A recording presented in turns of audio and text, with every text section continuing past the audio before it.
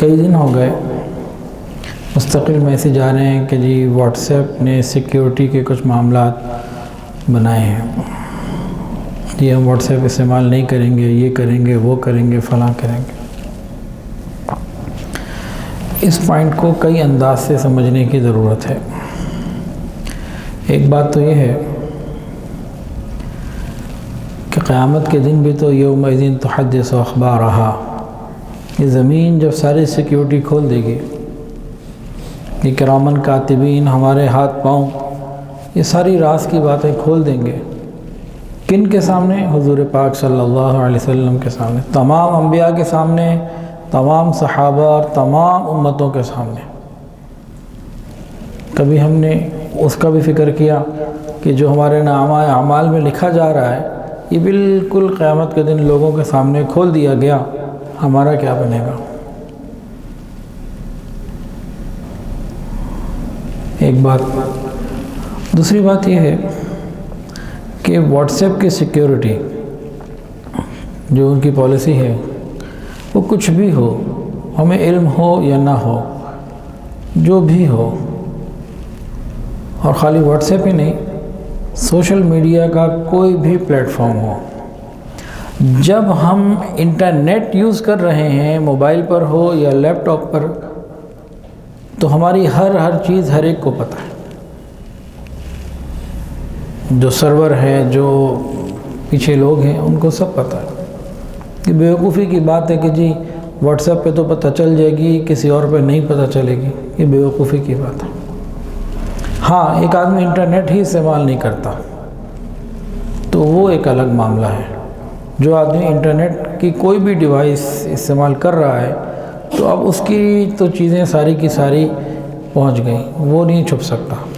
اچھا، اگلی بات، ان انفارمیشن سے وہ کیا کیا فائدے اٹھا سکتے ہیں یا ہمیں کیا کیا نقصانات ہو سکتے ہیں، اس کے اوپر بات کی جائے تو بہت پوائنٹ نکل سکتے ہیں، بہت سارے تو مجھے پتہ بھی نہیں ہے۔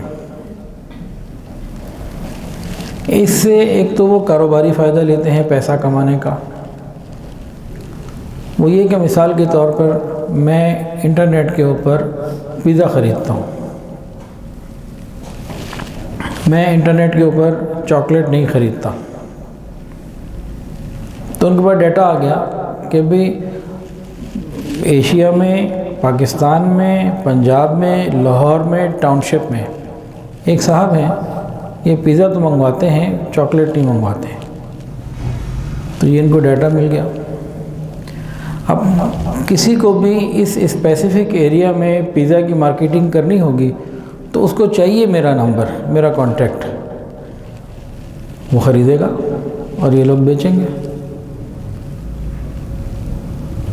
چاکلیٹ والے کو بھی چاہیے، لیکن ان کو صحیح جگہ چاہیے نا، میں چاکلیٹ نہیں لیتا تو مجھے وہ کیوں بتائیں گے؟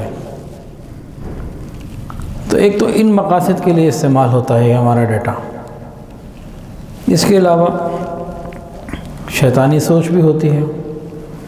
یہ جتنے بھی سوشل میڈیا کے یہ پلیٹ فارمز ہیں، یہ سارے کے سارے باطل قوتوں کے ہیں، ان کے پیچھے جو مالک ہیں، ان کو چلانے والے ہیں، یہ سب کے سب یہ اسلام دشمن ہیں، جتنے بھی ہیں۔ سوال یہ پیدا ہوتا ہے جناب، اگر یہ اسلام دشمن ہیں تو بھئی یہ اہل حق کو میڈیا پہ آنے کیوں دیتے ہیں؟ آنے نہ دیں پھر، وہ کیوں آنے دیتے ہیں؟ اس کا جواب میری نظر میں جو ہے وہ یہ ہے کہ اگر یہ یقین ہو جائے کہ میڈیا کے اوپر صرف باطل ہی آتا ہے تو اہل حق کے کچھ لوگ بچ جائیں گے کہ بھئی ادھر جانا ہی نہیں، بچے بچ جائیں گے، کوئی اور بچ جائے گا۔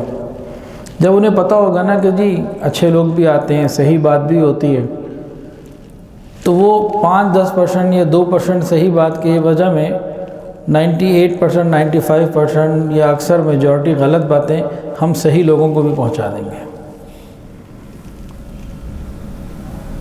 تو یہ بھی ایک انداز ہے۔ اب ہمارا ایمان کیسے محفوظ رہے؟ ایسے ہی محفوظ رہ سکتا ہے کہ ہم نیک صحبت کا اہتمام رکھیں، علماء مشائخ کی صحبت رکھیں، اللہ مہربانی فرما دیں گے۔ اگر یہ نہ کیا تو یہ انٹرنیٹ کیا ہے؟ انٹر انٹو دی نیٹ، جال کے اندر داخل ہو جاؤ۔ اب جو اس جال میں داخل ہوا، جوان ہوا، بوڑھا ہوا، عورت ہوئی، مرد ہوا، بچہ ہوا، چھوٹا بچہ ہوا، نیو بورن بیبی، یہ بھی آج کل انٹرنیٹ کے بڑے شوقین ہیں۔ ان کو گیمز چاہیے، کارٹون چاہیے، میوزک چاہیے۔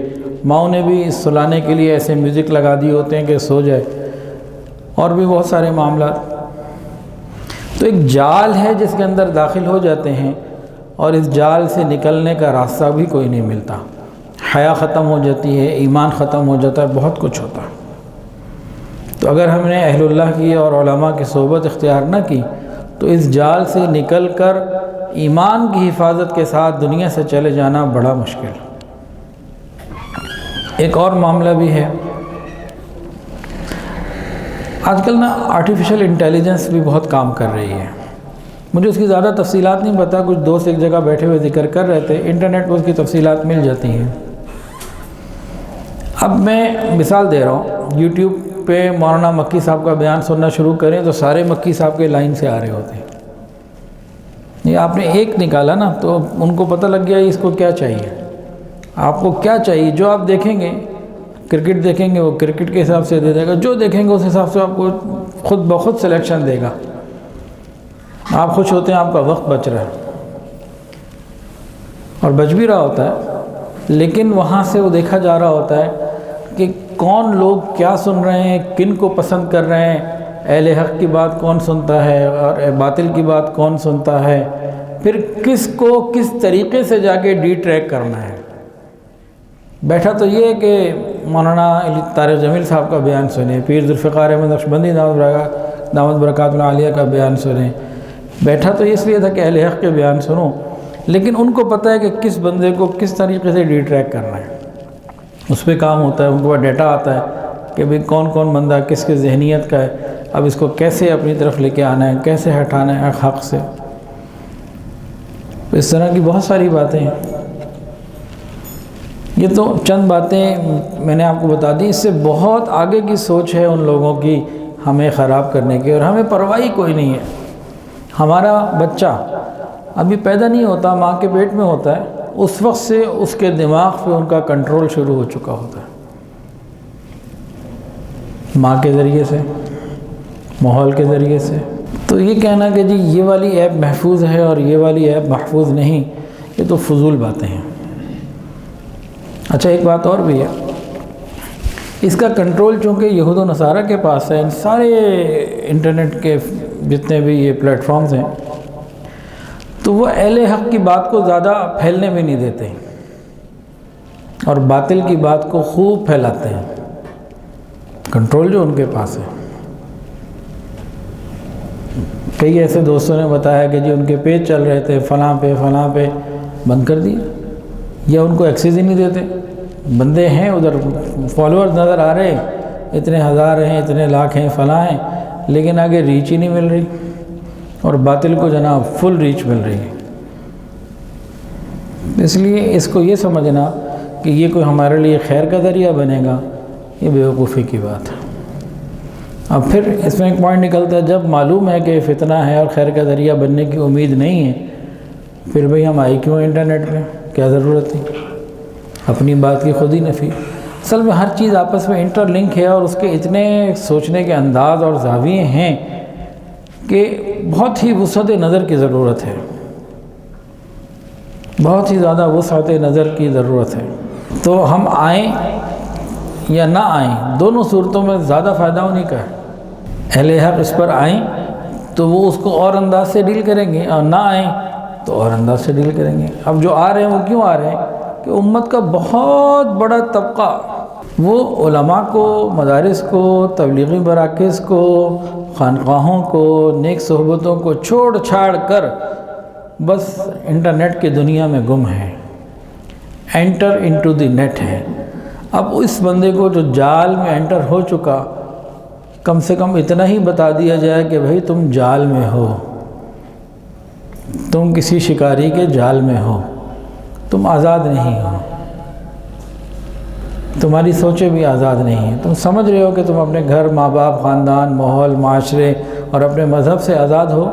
نہیں، تم کہیں نہ کہیں کسی کی غلامی کر رہے ہو. ہاں، خدا اور اس کے رسول کی نہیں کر رہے، اللہ والوں کی نہیں کر رہے، مان لیا، لیکن کہیں نہ کہیں جانے انجانے میں تم باطل کی غلامی کر رہے ہو، ذہنی غلام بن گئے ہو. تو یہ چند باتیں تو جو واٹس ایپ سیکیورٹی پالیسی کے اوپر جو آج کل شور مچا ہوا ہے اس حوالے سے ہیں. ہمارے پاس بچت کی نجات کی راہ ایک ہی ہے، وہ نیک صحبت، اللہ والوں کی صحبت، علماء کے ساتھ اٹھنا بیٹھنا. یہ اگر ہم نے نہ کیا تو ہمارا ایمان بھی خطرے میں ہے، اور ہماری نسلوں کا ایمان، ان کا تو میں کچھ کہہ ہی نہیں سکتا کہ وہ کلمے پہ دنیا سے جائیں گے یا گیتا پڑھتے ہوئے یا رامائن پڑھتے ہوئے یا کچھ اور کرتے ہوئے جائیں گے. بہت حالات خراب ہو چکے ہیں. ویڈیو کے نیچے سبسکرائب کے بٹن پہ کلک کریں، بیل کے آئیکن پہ کلک کیجئے تاکہ ہر نئی ویڈیو کی نوٹیفیکیشن آپ کو مل جائے.